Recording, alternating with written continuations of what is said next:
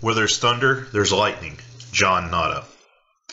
This is a thought that I suppose I should have had earlier on, but when I really stopped and thought about it, it became very crystal clear to me. Women will hold you in debt, and it will make it much harder for you to be free.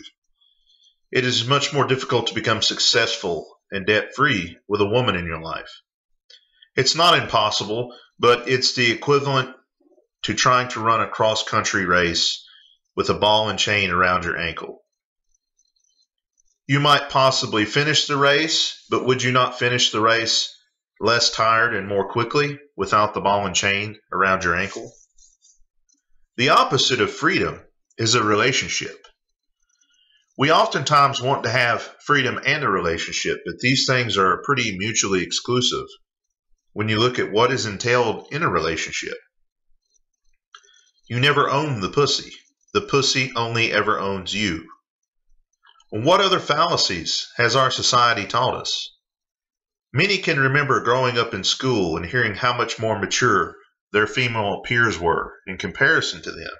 And yet there is a preponderance of news of female teachers in their 20s having relationships with their male students. It would appear these women in their 20s stopped maturing somewhere around their teens. These women teaching in the schools often have the mind and mentality of a teenager. We see this in the pursuit of knowledge as well. Women tend to only care about knowledge and pursue it insofar as it can enrich them and bring them success. Many men pursue knowledge for knowledge's sake, due to the pursuit of self-development and enriching ourselves. In fact, a lot of Mgtow are as many philosophers and sages, asking the big questions and seeking self-awareness to become the real you. I mean, look at some of the Mgtow content contributors that we have. Human comes to mind as somebody that's very philosophical in his way of conveying the information. Much of what TFM has produced. Spetsnaz, CS Mgtow, Stardust, Barbarossa, and so on and so forth. And I have had many compliments on this channel in its own right, and some of the things and ideas that have been discussed and brought up here. There are also other guys out there that are producing great and thought-provoking Mgtow content, such as Simon's Diamond and Mountain Mgtow. I love the beginning of his channel, the song "I Had a Brother," because for some weird reason I hear Mountain Mgtow's voice, and I think, you know, it's so amazing that we can all come from so many different backgrounds and have so many different upbringings and have had so many different experiences, and yet to me, I feel connected to you guys. I had a commenter recently on the last video talk about how he felt like my videos were kind of like a mentoring for people. And so I feel that way also about some of the videos that I listen to and some of the other content contributors out there. But we are pursuing knowledge not just to get rich or to be successful in terms of the world, but I mean, you know, I've got walls and shelves and books upon books because I'm interested in the world. I'm interested in history. I'm interested in science. I'm interested in understanding, you know, the human aspects of things, how our societies have gotten to be what they are, but also in terms of the natural world that's going on contemporaneous with what's going on in human history. It's interesting. We talk about all this societal change and everything else, and yet to some degree the animals and nature, of course, are affected by all that, but also to some degree they are not, and life has gone on just as it has for thousands of years and eons. In the same way, when you think about space and the little impact that we've had on it, and yet it's going on and and has gone on before us and will go on after us. Gynocentrism, yet again, in the courts. Here's another example. I think it's now 48 states have what are referred to as so-called revenge porn laws. And basically what this is if you break up with your girlfriend or your wife or whatever, and they have sent you explicit photos or videos and things, there are guys out there that, threaten to send those to employers or send those to friends, family, so on and so forth. Now, the reason why they do this isn't so much important as the laws themselves. What they do is they infantilize women. And we see a trend of this. We want to raise women up to the level of goddess and superior to men when it benefits them. And then when it doesn't benefit them, the society in its gynocentrism brings them down to a level of infantilism where they have no agency and no responsibility. I mean, nobody held a gun to these women's heads and told them to send these photographs or videos to their significant other at the time. And they are responsible for the things that they send out. But yet the law is saying that they're not. The law is saying that they had no agency in the decision they made, and that if that poor decision results in a negative consequence, that it's actually not their fault. We cannot allow the degeneracy of most women to come to light, so a new law must be made. We don't want to take away the fairy tale notion that women are just these innocent creatures and they never do anything wrong, and they're never there's never any kind of degeneracy with them, and so a new law must be made. Now, how many of you want to bet that if the shoe were on the other foot and it's a man that sends a photograph or a video and they end up breaking up with their girlfriend or whoever, that the girlfriend isn't going around showing all her friends and mocking his anatomy, and that the girlfriend wouldn't turn around and, use the same kind of blackmailing language and tactics to say that, well, if you don't do this, I'm going to send these photographs out. But yet that would be tame in comparison to a lot of the women that will just go out there and slash your tires and key your car and set your clothes on fire. Anyway, another new gynocentric law that would be of no help to men in the society. Some more stuff in the news here. A couple weeks ago, maybe a month now, and I meant to bring this up in the last video, a so-called trans woman has won a cycling competition. Not sure what the competition was. I just know that it was a big cycling competition, and a so-called trans woman won it. And yet again, when it benefits women, women are up in arms. But then we're constantly told of how women are superior to men and, in fact, would beat a man in every sport given the chance. It wasn't, 2 or 3 years ago that Ronda Rousey, again, I've brought this up several times, was saying she could beat Tank Abbott. And there were people that believed it.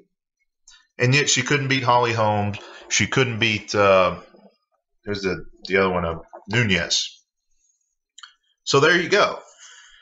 But yet when the deck is stacked against them, all of a sudden, all this talk of superiority to men in every facet when it comes to intellect and sports prowess, when all that's put to the test and you have a so-called trans woman, and there's been several instances of this where these so-called male to female transgendered people have gone through the transition, and every time they outclass the women in the women's classes, so to speak, within sports. But that will not stop people from continuing to parrot and rah-rah sis boom bah the superiority of female athletes and females in general to all men. And another sport example, I don't remember what it was the woman said, but Hope Solo had made some controversial statements about, I believe it was the Swedish soccer team. And yet she got to keep her job, whereas Henry Cavill lost his role as Superman for simply speaking the truth, for simply looking at a situation and looking at an issue and not saying anything controversial in the least, but saying what had actually transpired, what had factually happened. But Hope Solo makes statements that were not within the realm of any kind of reality, and yet she gets to keep her job and endorsements and all that. But Henry Cavill, he loses his Superman role for simply saying that in the age of Mgtow, it is dangerous for somebody like him with the status, wealth, and everything else to just get willy-nilly involved with just anybody. And not long before that, I believe it was not long before that, the very thing had happened with Aziz Ansari. Hope Solo, again, was arrested for domestic violence, and yet not really much was said about it in the media. But I thought we would never hear the end of Ray Rice when that whole thing happened. And then the charges were dropped, and I don't know the reasoning behind why or why they weren't dropped, but the charges were dropped, and Hope came out and said that she would hope, no pun intended, that the dropping of the DV charges would be as publicized as the arrest was. Well, Hope, you are simply experiencing what many men who have been falsely accused face when they are exonerated of charges. The exoneration does not see the light of day. Another thought I had, and again, not sure why I had never had this thought before, but why does a fetus become a human or a mass of cells on the choice of a woman? In other words, why is a miscarriage seen as the loss of a human life, but if a woman chooses to abort her child, it is no longer a human life being done away with? Just a thought. Again, something else I mentioned on the previous program. I once believed in the unicorn and believed for the longest time that I simply had not met the right person. One day we all wake up and realize there are no unicorns and there are no Nawalts. Another thing that's talked about a lot in Mgtow, this fear that people have of dying alone. Well, we are alone in death. Many of us that have been around long enough to have experienced the passing away of loved ones, family members, friends, so on and so forth. We are alone in this birth into life. We're alone when we come into existence. We will be alone when we exit it. Because nobody could take the path of the journey with us into this life when we're born. So therefore, no one can take that journey or path with us when we exfil. But here's the point. So many people are fixated on what happens at the end of life that they never really live life. They want you to be so worried and so afraid to try to jeer you and jar you into relationships and marriages back onto their terms, going away from your own way and back on their terms. And no amount of whether I go my own way or whether I live by their terms is going to change that we are alone in death. But the importance there is not to fixate on what happens at the end, but rather to fixate on the points in the time between point A and point B. You want to know something that's more scary than to die alone? It is to live your entire life enslaved. We will all die alone, but we do not all have to live the life of an enslaved being. That should be what's truly scary to all of you. Are you going your own way? Will you go your own way? And insofar and how far will you take it? That is the thing that is most concerning and most telling of all. It's up to you. It's only your choice that can answer these questions. It's only by living the life that you desire to live. It's only by going your own way that you'll know the answer to this and many other of life's questions. Go your own way or don't. The choice is yours.